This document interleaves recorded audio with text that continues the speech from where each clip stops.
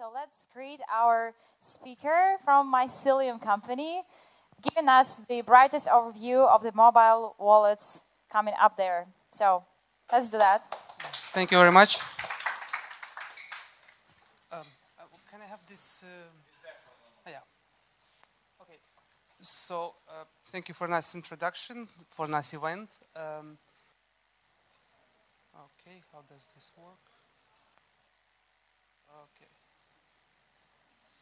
Yeah. So yeah, this is our company Mycelium. This is where we are. Our product Mycelium Wallet, which is on the market. Yeah, I will talk about several products we have in our company.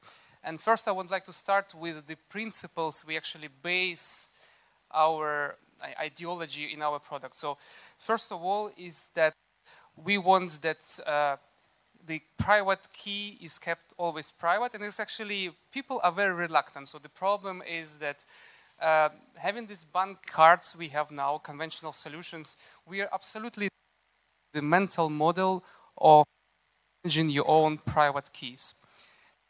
It's the kind of cornerstone of our wallet. Then you have the full control and also backup, 100% of control of your private keys. And then,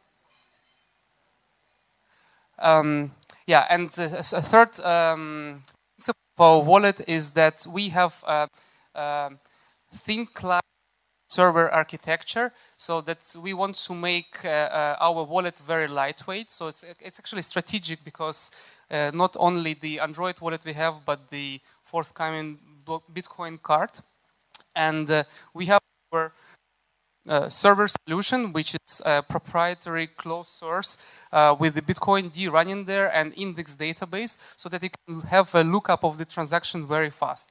And the client is basically having all the information already well digested and responsible for, of course, private key management by the user. So we were the first.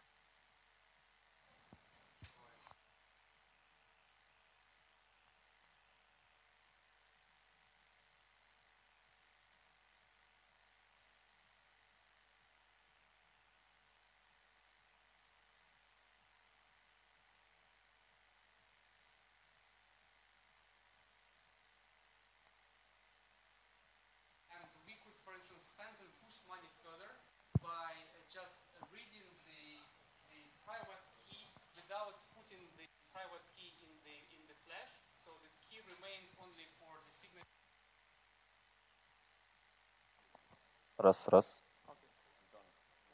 Yeah, thank you. So, so you can push the funds. You can push the funds with the private key, which is kept in RAM, and it disappears immediately after you make the transaction.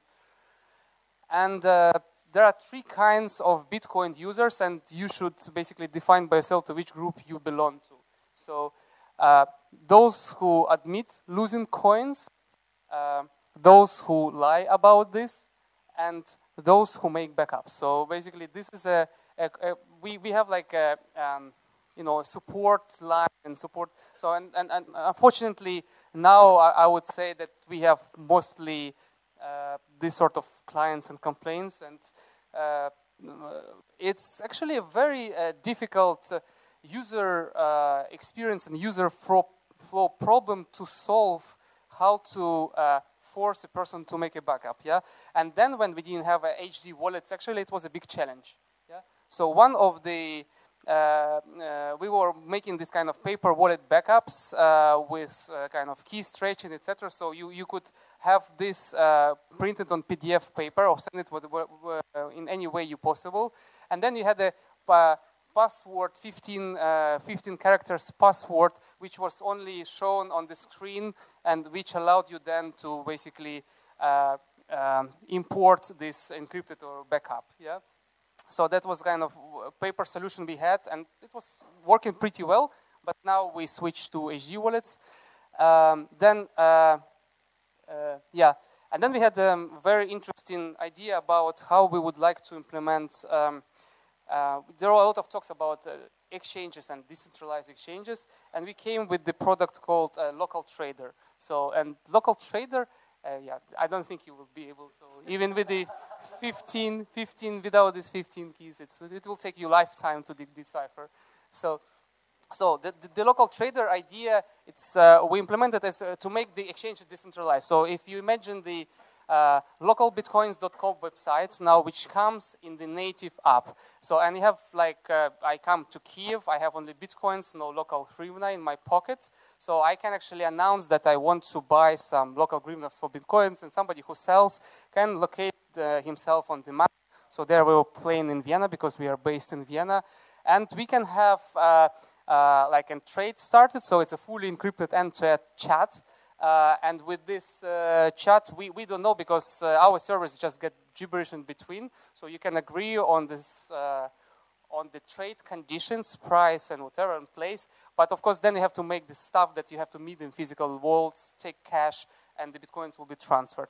So this is, let's say, the map, how it looks more or less now. The points we indicate, these are like clusters in Europe. And this morning, I made some sketch of Ukraine. So there were like about 7 places to sell and buy Bitcoins in Kiev, Cherkasy. And in Odessa, we had only one. It's a Bitcoin traveler. Maybe someone from Luxembourg, I don't know. Felix, is it you who posted yourself on Local Trader? Yeah, so that's the guy. So now you know his Bitcoin address. So, yeah, so this is about the mobile wallet. So I come more from the hardware side. So there was a more dedicated team. So Jan Muller and Andreas Pettersson, these are the core developer of our wallet. Jan Muller has leveraged to another company. And yeah, so in our version 2 release, so like let's say we started about 3 months ago, now we have 2.4, we got HD wallets, and now it's just 12-word support. And then, so to add a little bit more privacy, avoid addresses reuse.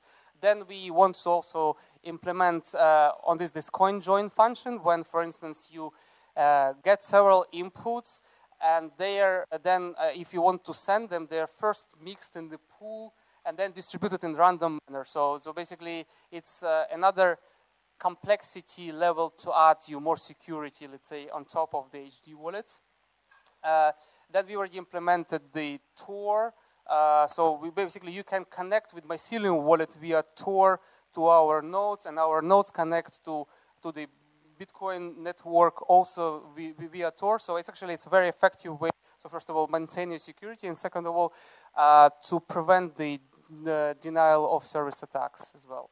So then what we are looking into the multi-signature transaction is quite a heavy lifting for us to do. So there are dedicated wallets for this, like green address. And then we are thinking about two-factor authentication. And I will talk about this a little bit later about the hardware solution, and thinking about new use cases. Then we also think that we would never store a password on the server side, and the password scheme has to be. So when we had this 15 words password scheme, so the paper backup and just 15 words, it's just kind of absolutely insane line. People were writing, for instance, on one piece of paper, then printing it in another place in printers. So we had a lot of kind of requests about that. I basically forgot my 15 alphanumeric string, and I cannot decipher it, and we couldn't help this. So of course, this was now. This 12 words password, it's really cool. And now, for instance, next release, we will have the metadata backup. So in our wallet, you can choose the, so for every transaction, you can assign a label, like I paid it for this or to that person. And if you reinstall your wallet, this data was basically gone forever. So now we can serve it, store it on the server encrypted, and then basically with the same private key is decrypted and again restored in your wallet. So every time you do, or in another device. So it's actually a very convenient function. Now the question is, it's coming a little bit to hardware wallets. The question, how do you want to generate encrypt your private key, and how do you make sure that this is secure? So we have a solution. We had like a crowdfunding and already distributed almost all the hardware devices called Mycelium entropy. So this is the very first prototype we had. So how does it work? You plug it into a printer, so like with the front USB. So the printer sees a JPEG file, and you just have a printout. So it never touches any operational system. So you get a private key and a public address.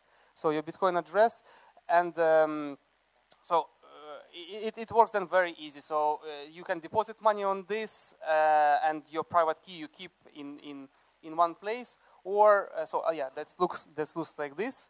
Or you can actually do that. For instance, if someone steals your piece of paper, and basically your money are gone, because these are your money. And the solution was this: we implemented this Shamir secret sharing. So kind of with the proposal for this protocol that you split. It's not a multi-sig. You need one device for this. So basically, you have to combine the keys in one device, unlike the multi-sig. So you can, for instance, here is 2 out of 3, and you can select in a config file. You can have, let's say, 7 out of 10 signatures valid for, let's say, to push in funds. Actually, a very convenient also solution, like a board of directors. You agree on something, you print keys according to the number of directors, which can have a quorum to make a decision, distribute this, and you have this ready solution. Immediately print it out for you. Yeah, so that's how the end device looks like. So I even have it in my pockets. And the important stuff for us was that this is a complete open source project. So from the source code to the hardware to the schematics, which is posted all on GitHub. So basically, feel free to repeat it. Maybe you can make it even cheaper and distribute. So for us, it was just to prove the point of. First of all, we are first on the market, and to prove a point that this is the underlying solution which we have, in our Bitcoin card, which is to come. And about the second factor, authentication. So we worked with Trezor, and now we have a Trezor integrated into our Mycelium wallet. And I think not next release, but release after the next one, we will have also the Ledger wallet integrated into our as a second, basically as the key carrier. So what Nicola was already talking. So we will be full support in Mycelium wallet. So how does it work? So we can have an example, for instance, a Trezor account, and then you can have, for instance, watch-only addresses. So you can read it out and show it out in a more convenient and share the addresses in a more convenient way, as, for instance, you have it on the Trezor device. So because it's not a mobile device and not suitable to share, so you have something to support this. Then you can have cold storage sending directly from Trezor or Ledger wallets in the very near future. And you can have, of course, you can have imported and controlled the dedicated accounts for Trezor or Ledger in our wallet. So it's very easy to manipulate, prepare, and this adds tremendously to the security. So this second factor. Yes, and what is to come? So this is like a mega difficult project. So this is this Bitcoin card. So what it is essentially a Trezor, which has buttons and easier to use, and is completely mobile. So these two cards can even have one hop of transactions fully offline, or if we have a radio-enabled, let's say, hotspot, so we are completely linked and we are online. So in our ideology is that we will have, for merchants, every merchant will be equipped with this hotspot so that we immediately can verify and make instant transaction validation for merchants. But if you're physical persons, two physical persons meets and they have trust or they know each other, they can make transactions even offline. And then the first person which comes in the vicinity of, of a hotspot basically syncs transactions with the blockchain. Check. Yeah, so this is how it looks like. So basically a lot of work went to make it ISO compatible, so the credit card thickness. And it's actually a small computer there, so it's not only is able to generate generate Bitcoin address, generate signed transaction, but also has a radio capability. So basically, two cards can communicate with each other. Now it's about 50 meters if you say like some walls, etc. So 50 meters you can pay, make a Bitcoin transaction.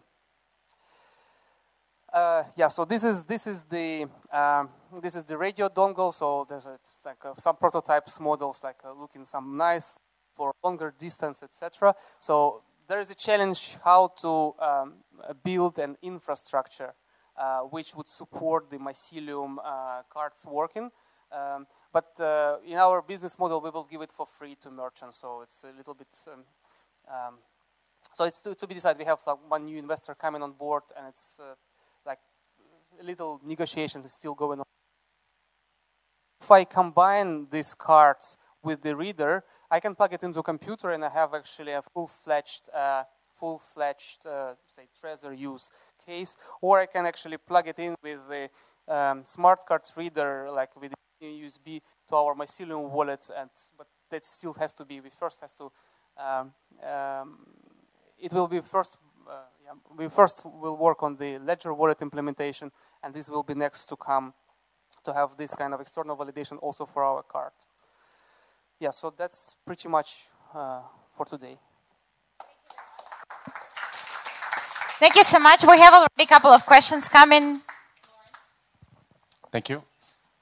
So now that you moved to HD and you avoid reuse of addresses, when you spend from paper wallet cold storage, what happens to the change? Do you address, or how does it work? Yeah, so for paper wallets is basically spent directly. So we have a legacy one address basically support, and that basically it's an old model. So when you spend it, it is spent from the same address as well. So the change goes back to the paper wallet? Yes. Okay. Do you use deterministic key signing? Yes. Okay. And a question for myself, maybe a stupid one. So you mentioned the true two-factor authentication, and you promised to comment upon it. What is meant by true two-factor authentication? True two-factor authentication. Yeah, that was there on the slides. No, so basically, two-factor authentication that you can. So first of all, on your mobile wallet, you have to have a PIN to basically push the transaction further. So this is already one factor. And second, that you have to have a physical device, so basically to sign the transaction and to have the Bitcoin private key stored there. So basically complete physical split between the two functions, and the private key, of course, never touches Mycelium wallets, I mean, in the raw form. Mm-hmm. Thank you. Do we have any other questions? Wonderful. Thank you.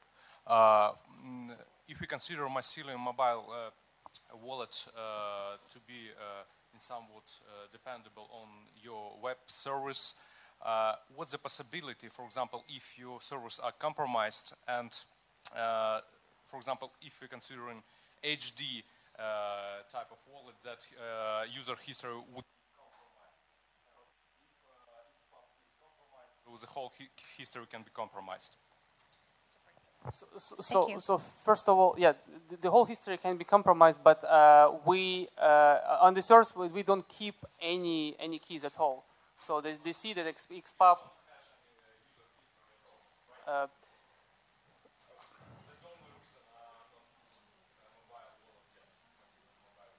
Yeah. So in the first implementation we were using we were using this. So, but we basically